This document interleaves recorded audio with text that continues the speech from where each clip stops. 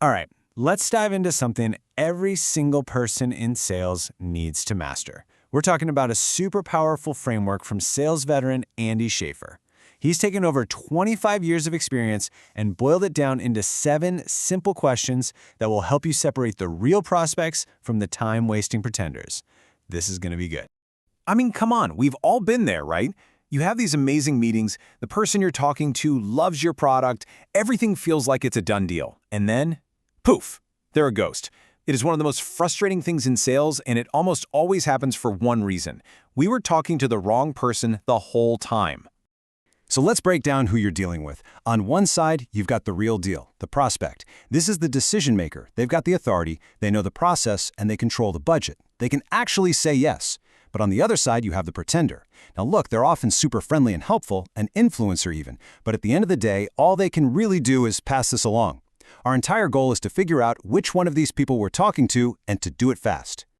So here's our game plan. First, we'll talk about uncovering their buying process. Then, we'll get into how to confirm their actual authority.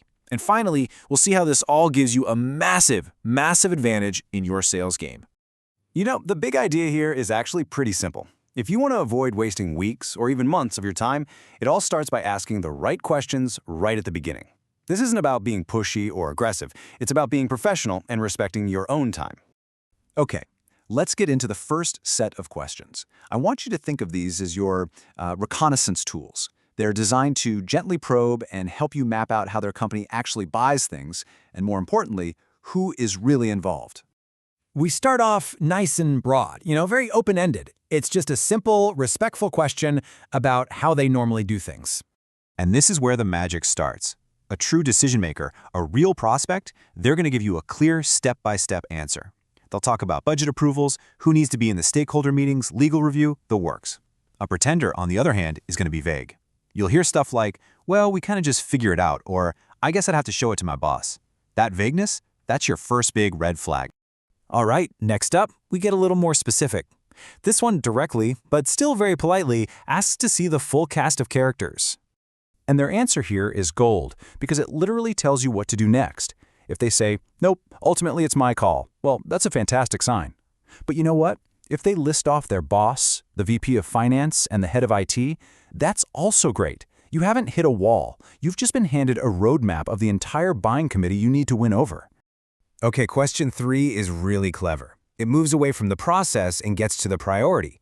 It's a really savvy way of asking if your contact is actually connected to the company's high-level goals.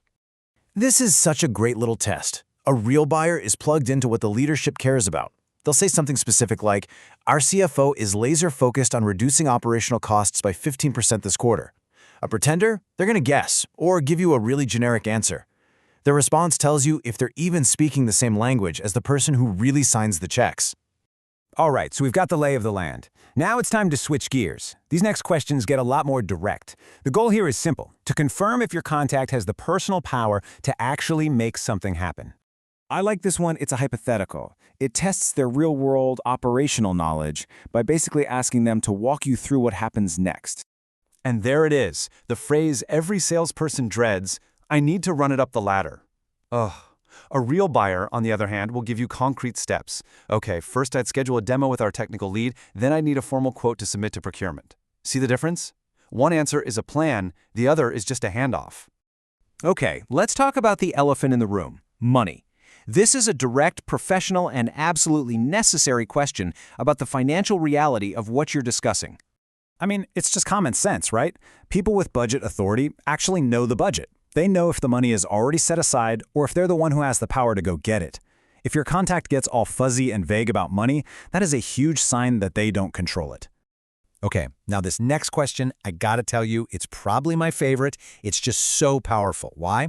Because past behavior is the single best predictor of future behavior.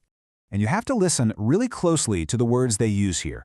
A buyer, a decision maker, will use the word I. I bought our last software. I signed off on that contract. An influencer or a pretender, they're going to use we or the team. We decided to go with so-and-so. It's a subtle difference, but it's a crucial sign that they were just part of a group, not the final authority. And that brings us to the final question, the big one. This is the ultimate qualifier. It's the most direct question of the 7, and it leaves absolutely no room for misunderstanding. Look, you're not being aggressive here. You're just asking for total clarity on their role and their response.